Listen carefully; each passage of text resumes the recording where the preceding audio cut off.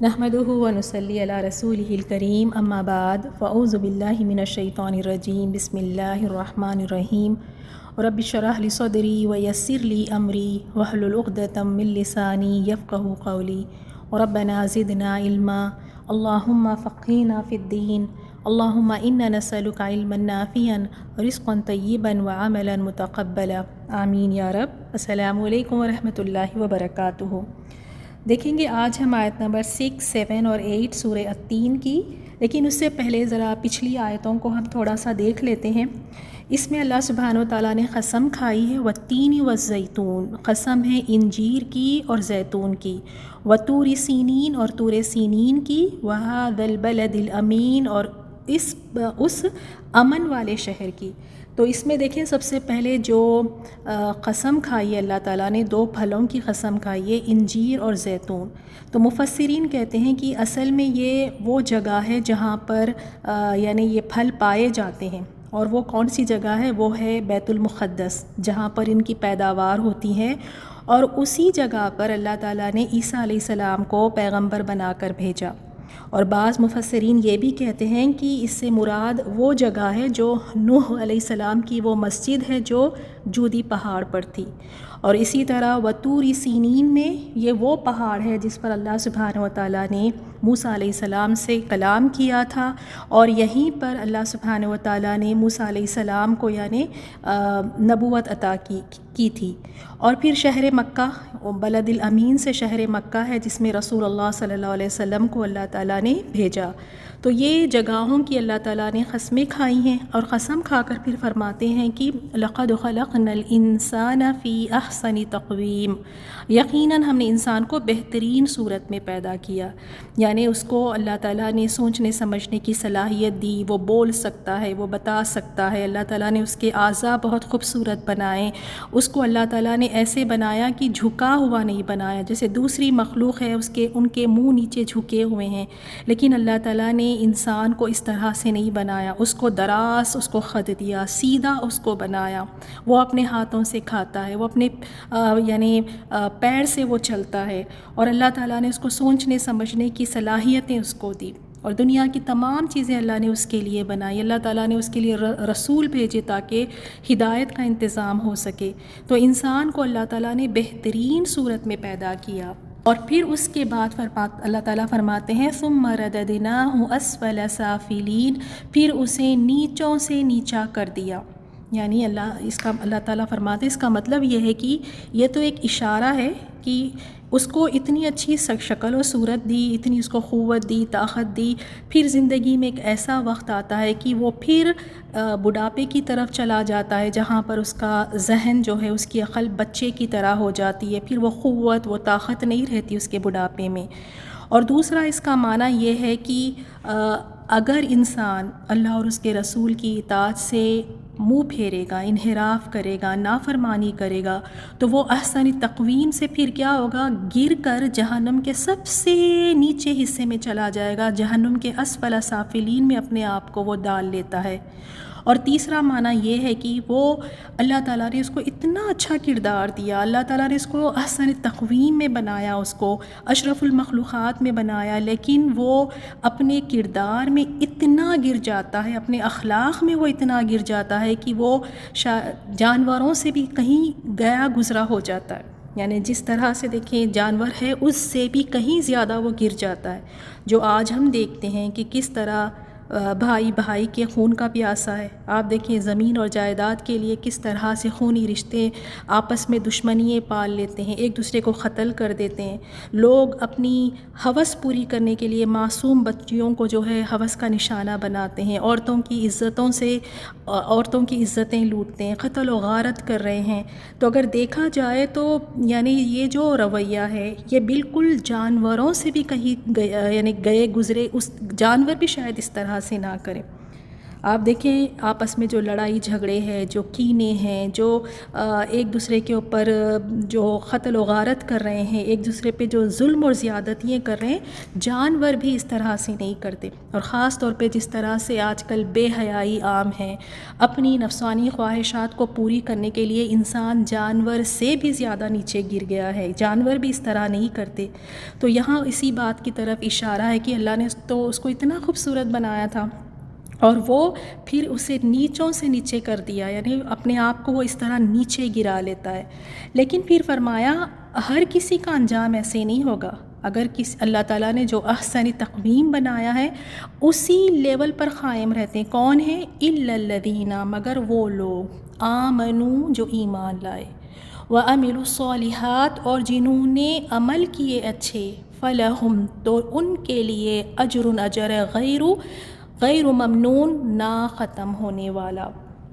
تو یہاں پر اللہ تعالیٰ نے اس بات کو واضح کر کے فرما دیا کہ لیکن جو لوگ ایمان لائے پھر نیک عمل کیے تو ان کے لیے ایسا اجر ہے جو کبھی نہ ختم ہوگا.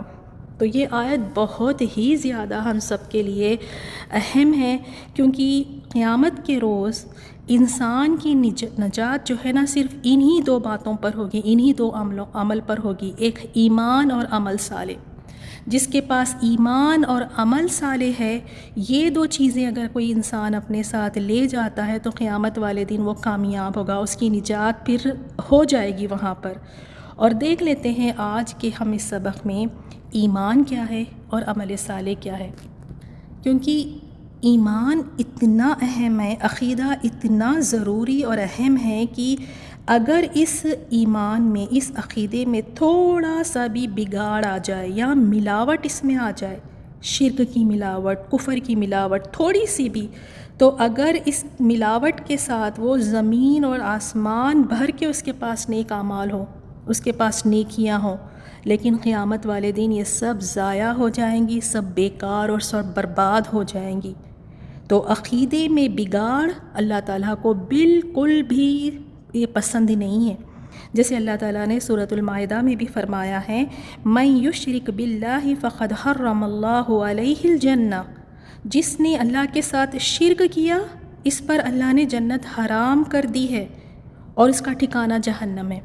تو شرک کرنے والوں کے لیے تو اللہ تعالیٰ نے جنت کو حرام کر دی کہ وہ بالکل جنت میں داخل ہی نہیں ہو سکتے ہیں. تو عقیدے میں بگاڑ اللہ تعالیٰ کو یہ بالکل پسند نہیں ہے، ان کا ٹھکانہ جہنم ہے. تو دیکھ لیتے ہیں کہ عقیدہ ہے کیا، ایمان یعنی کن کن چیزوں پر ہمیں ایمان لانا ہے، اور ایمان ہمارا ہو بھی تو پھر کیسا ایمان ہو.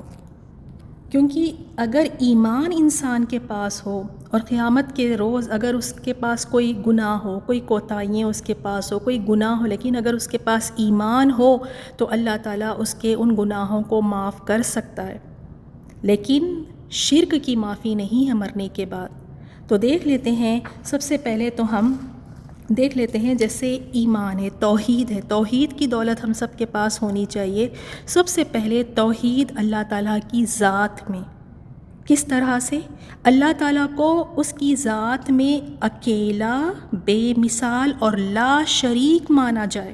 نہ تو اس کی کوئی بیوی ہے، نہ بیٹا، نہ بیٹی، نہ باپ، نہ ماں، نہ ہی اس کے نور میں سے کوئی اس کے نور کا حصہ ہے، نہ ہی اس کے نور میں سے کسی کو پیدا کیا گیا ہے. وہ بالکل بے مثال اور لا شریک ہے. سب سے پہلا جو توحید ہے، اللہ تعالیٰ کو اس کی ذات میں اکیلا اور بے مثال مانا جائے.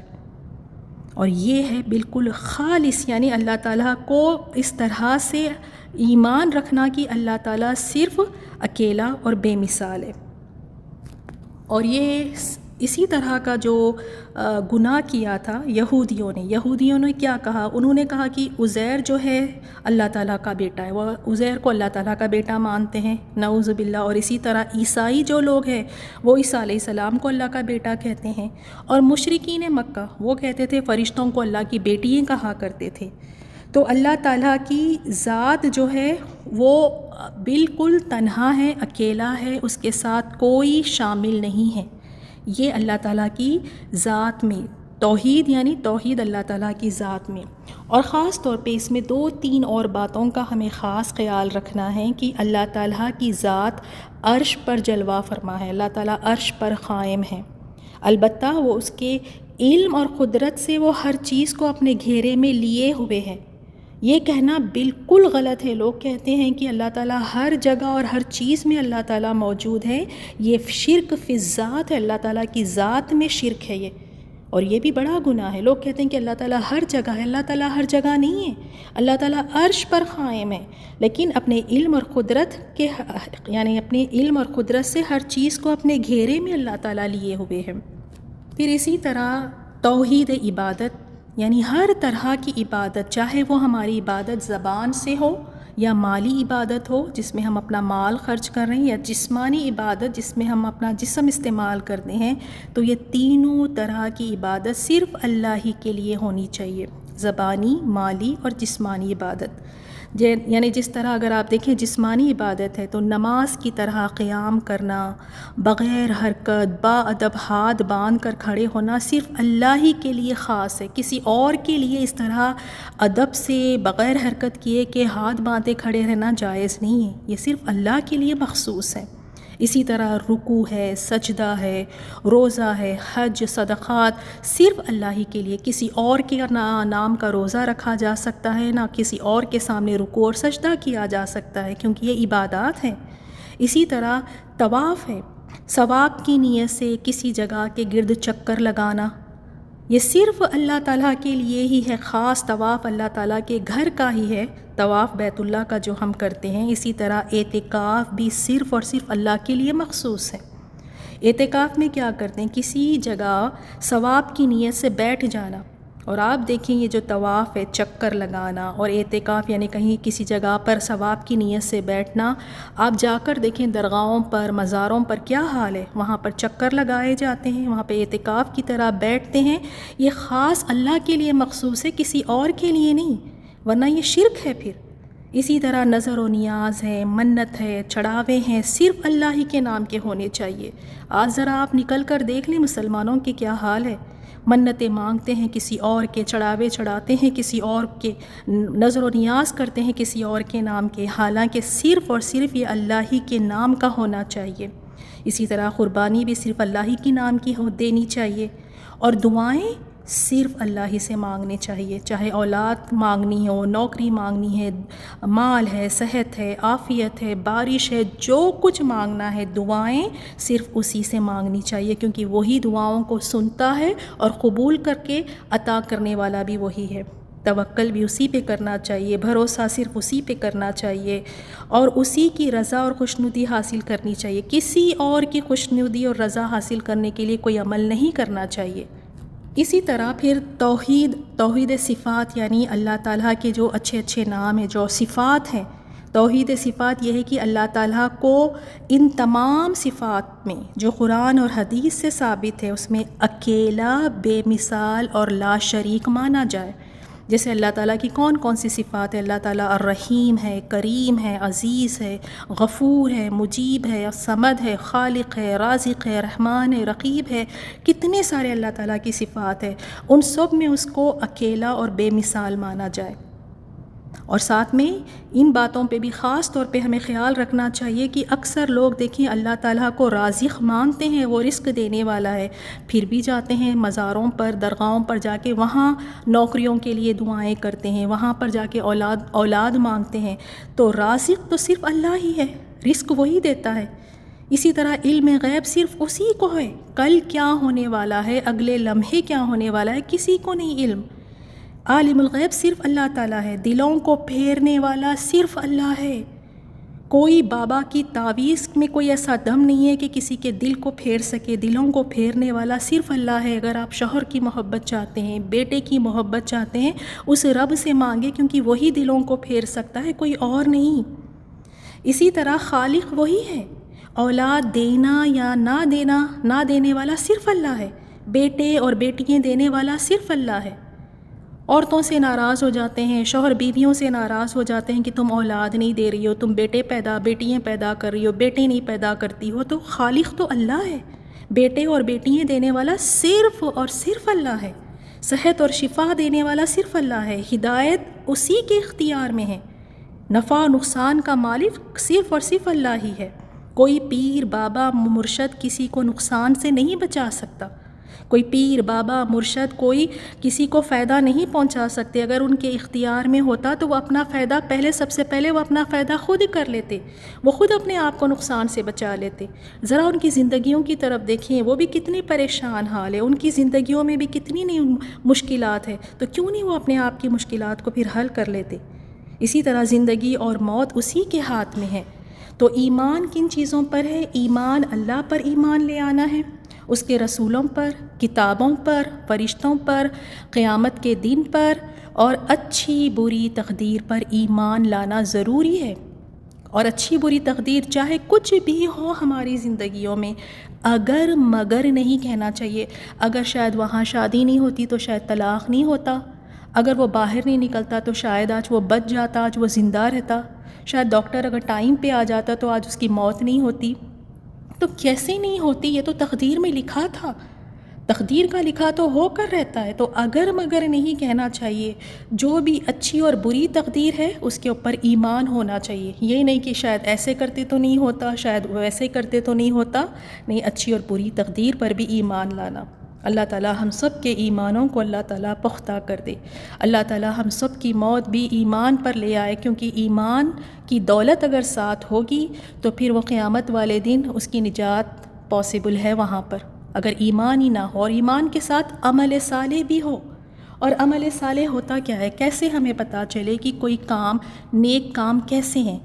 نیک کام وہی ہے جو عمل نبی صلی اللہ علیہ وسلم کی لائی ہوئی شریعت کے مطابق ہو، جو آپ صلی اللہ علیہ وسلم نے جو بتایا ہو آپ کی شریعت کے مطابق ہو، وہ ہے عمل صالح۔ اور نیک کام صرف اور صرف خالص اللہ تعالیٰ کی رضا کے لیے کیا جائے، سنسیئرلی، پیورلی، صرف اللہ کے لیے، کسی اور کے لیے نہیں، کوئی ملاوٹ نہیں۔ اللہ تعالیٰ کو ایسے عمل نہیں پسند جس میں تھوڑی سی بھی ملاوٹ ہو۔ تو ہر عمل صرف اور صرف اللہ کی رضا حاصل کرنے، اس کی خوشنودی حاصل کرنے کے لیے، صرف اسی کے لیے کیا جائے۔ یہ نہیں کہ اللہ کے لیے بھی کر لیتی ہوں، ادھر وہ بابا بھی تھوڑے سے خوش ہو جائیں، وہ پیر بابا بھی تھوڑے سے خوش ہو جائیں، تھوڑا سا وہ بھی کر لیں، نہیں، صرف اور صرف اللہ تعالیٰ کی رضا اور اس کی خوشنودی کے لیے، اور طریقہ آپ صلی اللہ علیہ وسلم کے بتائے ہوئے طریقے کے مطابق ہوں۔ اور یہی بات ہمیں سمجھ نہیں آتی۔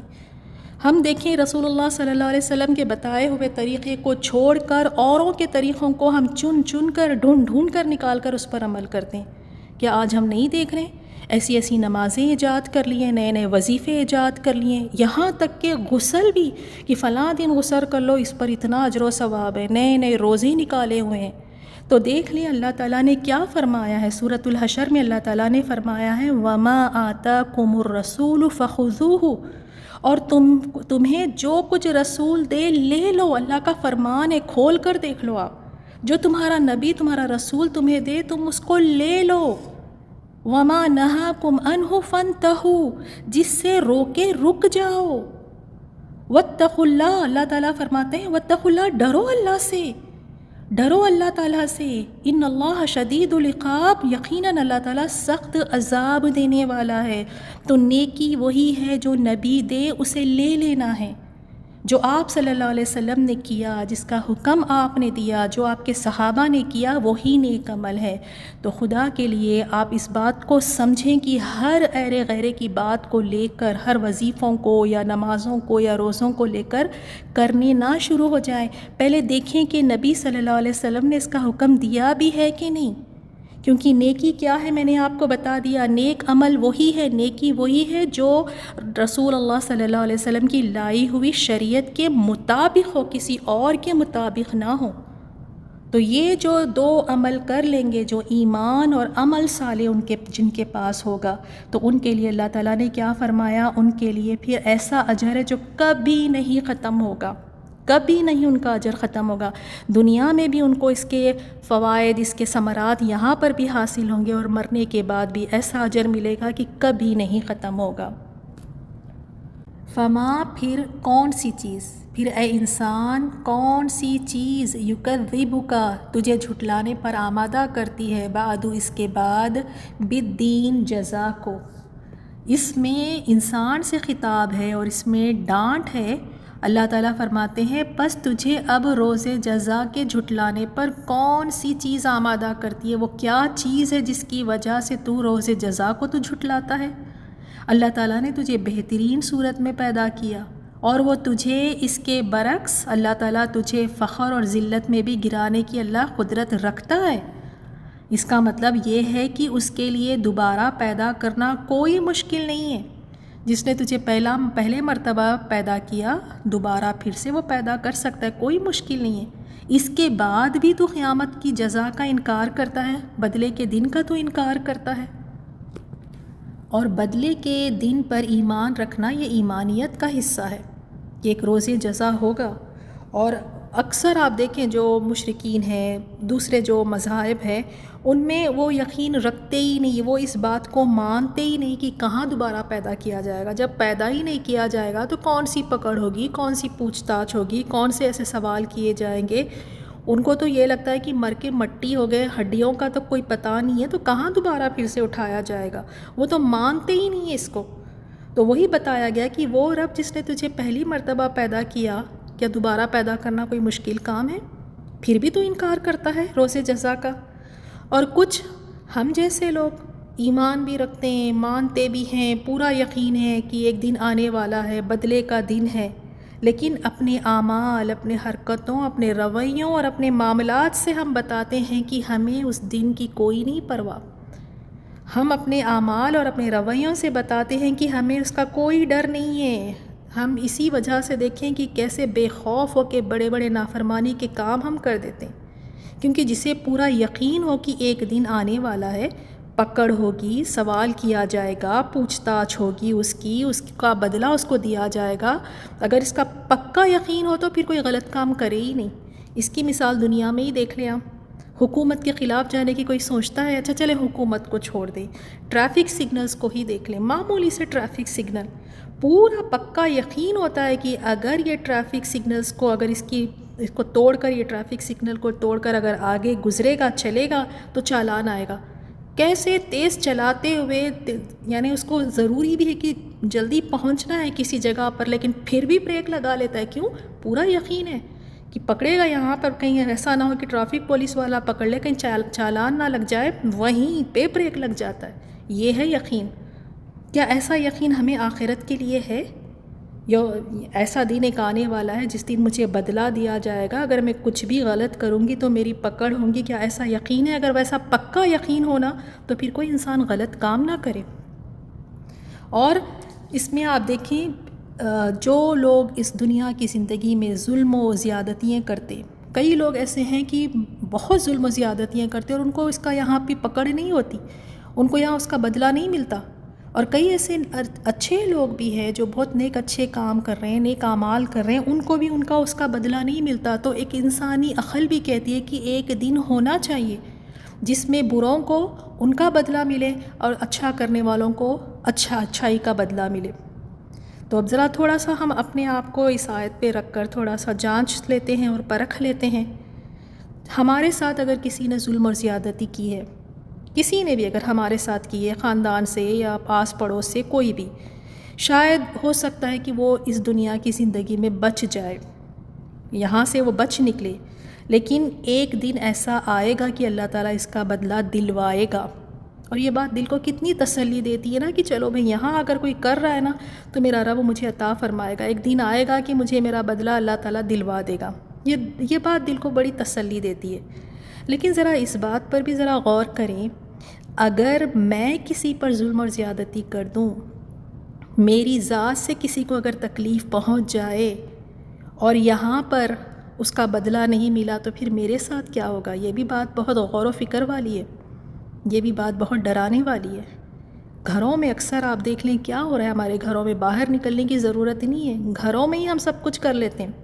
گھروں میں دیکھیں ایک دوسرے پر ظلم اور زیادتیاں ہو رہی ہیں، جو طاقتور ہے وہ کمزور کو دبا کر رکھا ہوا ہے، ہر گھر کا یہی حال ہے۔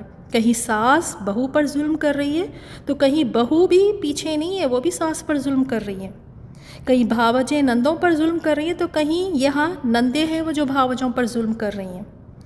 تو وہ بیچاریاں شاید جو کمزور ہے وہ یہاں خاموش ہو جائیں، ان کے پاس اب طاقت بھی نہیں ہے، مجبور ہے، کیا کہہ سکتی ہیں بیچاریاں، کیا کر سکتی ہیں، خاموش ہو جاتی ہیں۔ لیکن یاد رہے کہ اس کا رب نہ ہی کمزور ہے نہ ہی مجبور ہے، ہاں اس کے رب نے مہلت ضرور دی ہے، مہلت ضرور دی ہے، اس مہلت کو اپنے لیے کوئی اچھا نہ سمجھے، پھر وہ قیامت اسی لیے برپا کرے گا کہ ظالم کی پکڑ ہو اور جس پر ظلم ہوا ہے اس کو انصاف ملے، اس کا بدلہ اس کو ملے۔ اللہ تعالی ہم سب کو توفیق دے کہ ہماری ذات سے کسی کو ذرہ برابر بھی تھوڑا سا بھی کسی کے اوپر ظلم و زیادتی ہماری ذات سے نہ ہو، بہت احتیاط کرنا ہے۔ تو یہاں پر اس آیت میں انسانیت سے خطاب ہے، انسان سے خطاب ہے، اور اس میں ایک ڈانٹ ہے، اور ڈانٹ سے اللہ تعالیٰ کیا سوال کر رہے ہیں کہ پھر کون سی چیز تجھے جھٹلانے پر آمادہ کرتی ہے؟ سب کچھ تو دیکھ رہا ہے، اللہ کی نشانیاں دیکھ رہا ہے، تو مانتا بھی ہے کہ وہ رب نے تجھے پیدا کیا ہے، تجھے احسن تقویم تجھے اس نے عطا فرمائی، اور پھر بھی تو جھٹلاتا ہے۔